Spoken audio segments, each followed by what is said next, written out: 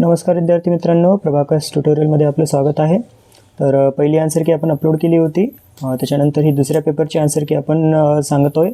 माझ्याकडे मला वाटतं ए सेट आहे, तर ए सेटमधले जे काही क्वेश्चन आहेत त्याचे आन्सर मी तुम्हाला सांगतो।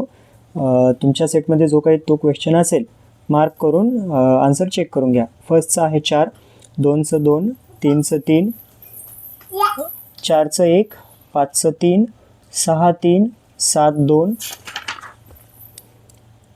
8 2, 9 4, 10 3, 11 1, 12 2, 13 3, 14 3, 15चं 4। क्वेश्चन पेपर इझी वाटलं मला, जास्त काही टफ असं नव्हतं। 16चे 2 ऑप्शन चूज करायचे आहेत, ऑप्शन 2 आणि 3। 17चं 2, 18 1, 19 1, 20 3, 21 4, 22 1, 23 4, 24 4, 25 4, 26 1, 27 1, 28 3, 29चं 2 आणि 3। आता हा इंग्लिशचा सेक्शन होता, याच्या पुढे आपला मराठीचा सेशन आहे, बुद्धिमत्ताचा सेशन आहे।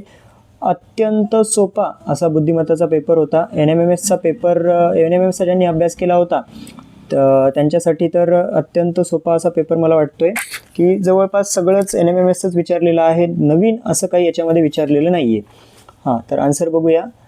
30चं 3, 31 1, 32 3, 33चं 2 आणि 3, एक पण आन्सर येत आहे, एकदा बघून घ्या। 1 2 3 असे 3 ऑप्शन येत आहेत। 34चं 4, 35 2, 36 4, 37 2। आता बघा, बऱ्याच जणांचं म्हणणं होतं की सर इकडे मराठीमध्ये शब्द वेगळे दिलेत, इंग्लिशमध्ये शब्द वेगळे दिलेत, बट शब्द जरी वेगळे असले तरी ऑप्शनचा क्रमांक तोच येणार आहे, इकडचा वेगळा तिकडचा वेगळा येणार नाही। म्हणजे जर तुम्ही मराठीमध्ये जरी सॉल्व केलेला असेल तर 35 2, 36 4 आणि 37चं 2च येणार आहे। 38चा आन्सर येतो ऑप्शन नंबर 4, 39 1, 40चं 3, 41चं 2, 42 4, 43 3, 44 4, 45 1, 46 3, 47 4, 48 2 आणि 4, 49 3,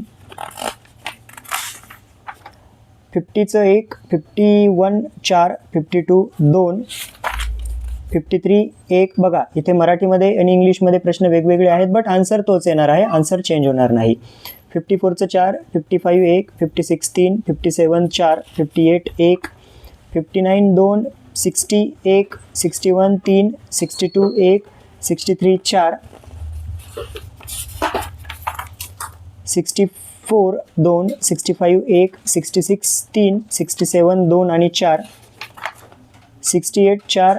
आता याच्यामध्ये बघा, टोमॅटोमध्ये ॲक्च्युली मेनली सायट्रिक ॲसिड असतं, बट त्याच्यामध्ये थोड्याफार प्रमाणात ऑक्झॅलिक ॲसिड पण असतं, त्याच्यामुळे याचं आन्सर कीमध्ये, मेन आन्सर कीमध्ये जी स्कॉलरशिपकडून येणार आहे काय येईल आपण बघूया, बट मोस्टली मेन ॲसिड जर विचारलं तर सायट्रिक ॲसिडच असेल।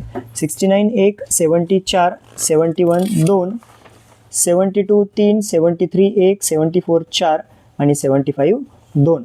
तर अशा पद्धतीने हा पेपर होता। पेपर पहिल्या पेपरच्या तुलनेमध्ये अत्यंत सोपा पेपर आहे, ज्याने थोडाफार बेसिक अभ्यास केला आहे त्यांच्यासाठी हा पेपर काही जास्त अवघड असा नसावा। लवकरच कट ऑफ किती येऊ शकतो याच्याबद्दल एक व्हिडिओ अपलोड करूया। तुम्हाला किती मार्क्स येत आहेत कमेंट करून नक्कीच सांगा। धन्यवाद।